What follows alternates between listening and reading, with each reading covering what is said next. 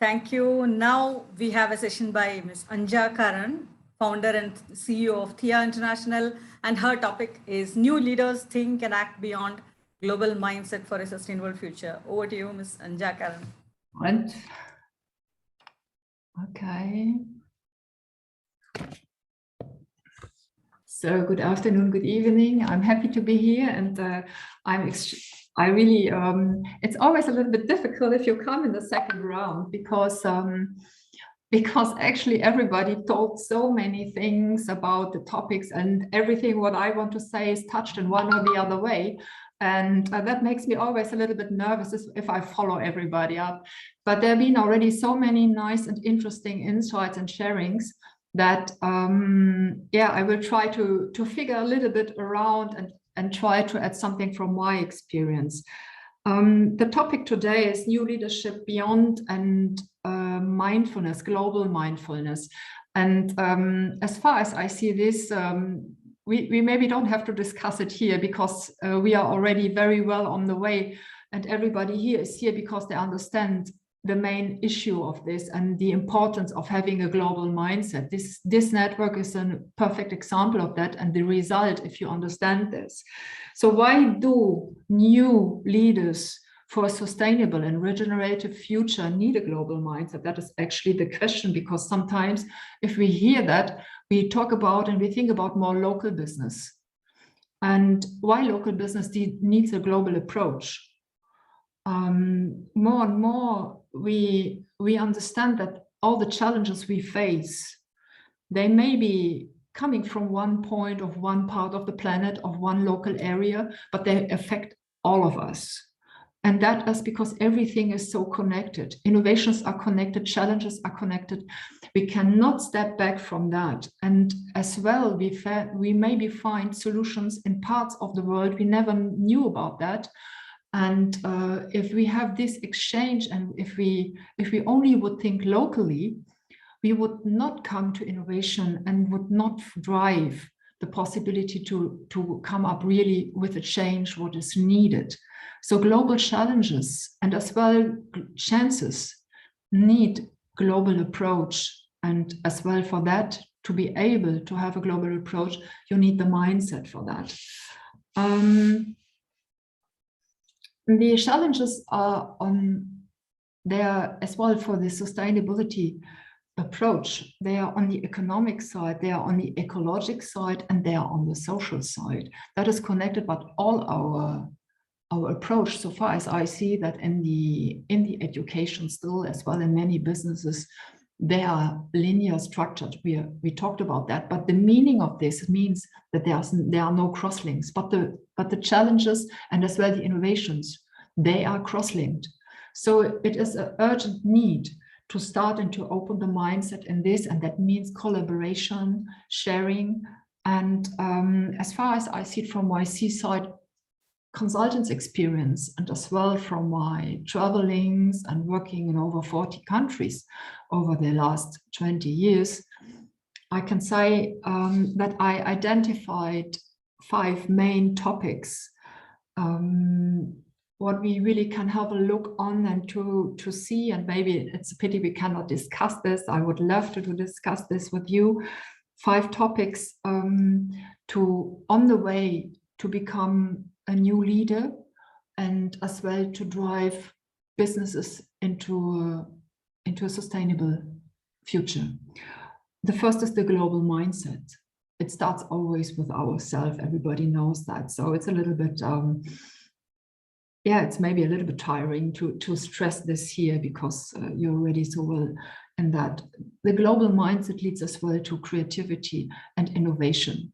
So if we don't think and connect globally and with other leaders or other people, it doesn't matter where we find our learnings and to whom we are listening, as long as we understand that in everybody and everything there is a learning. Global, I read some studies last week, and the future workforces are interculturally connected. And that is clear because it's coming out of that idea.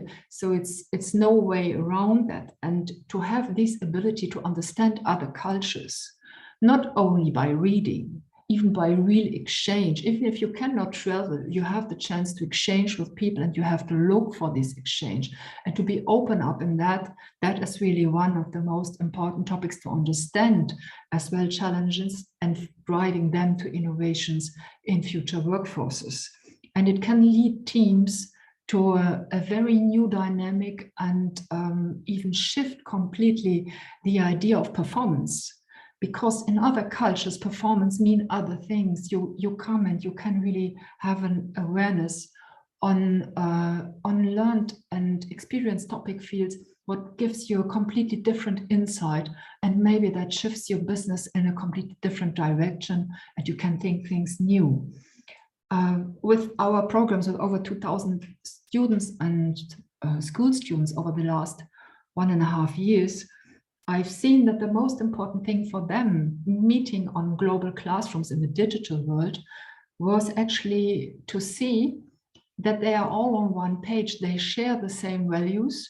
They love to listen to other aspects of different cultures, but at the same time, they don't lose their identity. They know about their roots, about their identity, but they love to connect with other people from other areas of the world. And that is one of the most interesting things I've seen, and what is really to transfer in workforces, because this is a kind of openness and curiosity, what is not only for young people, but it is the basic of driving innovation and become creative.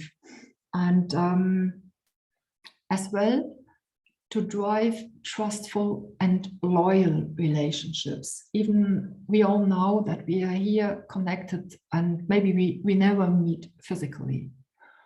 Maybe we have the chance, maybe not.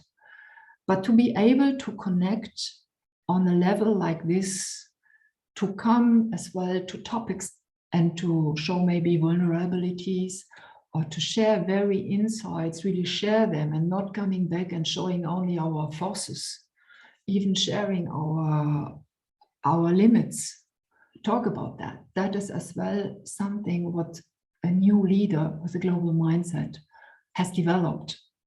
So it's going beyond.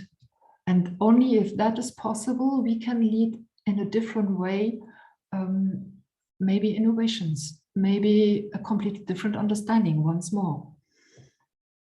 So coming to, again, to a new leadership, I think highlighting sustainability and my experiences in these different fields of businesses, as well in grassroots areas, I think we come up more and more with holistical approaches.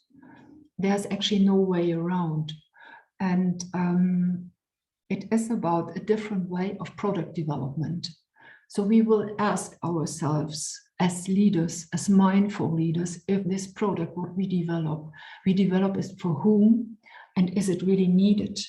And what do we take from the earth, and are we able to give it back? So this kind of thinking will be a completely different one if we know about other countries and the effects on other areas in the world. If we don't know about it, we never would care. We never would understand. We never would understand the limits in our ideas, and we drive like everybody did before, faster, higher. That is not the approach anymore. And I think if we are able to connect differently with all the cultural knowledge around, we will be able to find a holistic approach as well in the product development. If we come from that point, the next point will be how we organize our structure, our organizational structure. And this is impact driven.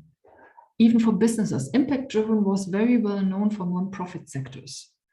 But in the business areas, it was never known, because even today I heard about outcome, but not a lot about impact. Outcome is only limited to the target group.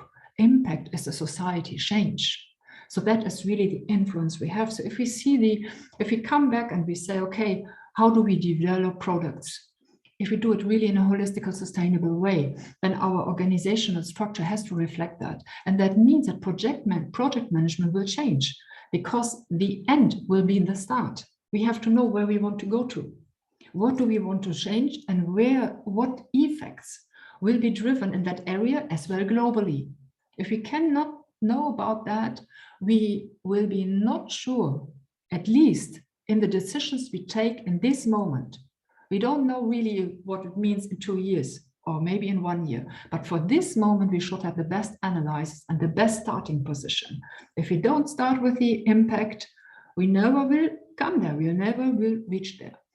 That is something as well, coming back to the next point of the awareness, it's policy driving.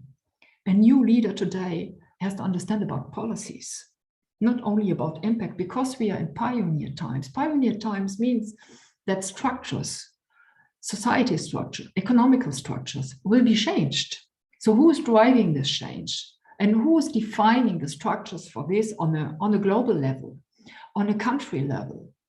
Yeah, there are normally governments and maybe as well very powerful industries with a lot of advocacy. But today it changes again, because as we see, for example, our network or the other network I'm presenting as G100, they will drive, we will drive, they will drive, we will drive together policies.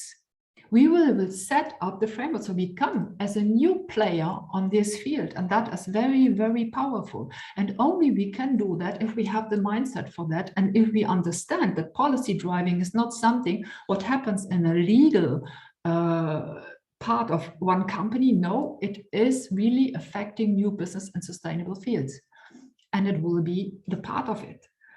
And coming back to the next point, it's about the awareness of the field of innovation. If I have a global aspect, I know where innovations in my field are driven. I maybe have a look at grassroots innovators in different countries. I'm connected, I can see what happens. If I have a global mindset, I'm not only looking in my closer field of my experiences, of my product world, I go beyond. I see maybe as well non-profit sectors. I see under different industries. I understand the different connections because I see the universe around that. And there I will see as well where my limits in my product development is, where the limit is my businesses, and how I can overcome that. And I understand it much better. Sometimes as well, I understand the communities much better because I know about their traditions. I know why something is like this. Coming from this part of the smaller view and see only my business field and my capacity field, there's another one that is the meter of the innovation, what is driven around us, but has a big, big influence on us. And that is, for me, there are 4 points, 4 key points. One is, of course, the environmental development. Everything what is driven there, everything what will be done there has to come into our consideration because it has influences on us. And then we have, of course, the artificial intelligence. So we cannot avoid having knowledge about these sectors because it will affect us. It did already. Neuroscience is coming directly into that. All these influences will lead us to the question, what world do we want to live? And are we on that page to design that in the way of sustainability and regenerative futures? Or are we just following up old pathways? Then the last thing in that category for me is cryptocurrency. It's not on the page. The new currencies and cryptocurrency is not on the page of a lot of young and business leaders now. They think it goes on like this. Only a few people have a view, an eye view on that. No, it won't. The financial systems of us are already changing. When I was coming from the capital market 20 years ago and today, it is a completely shift what's going on. And not much knowledge is provided in that.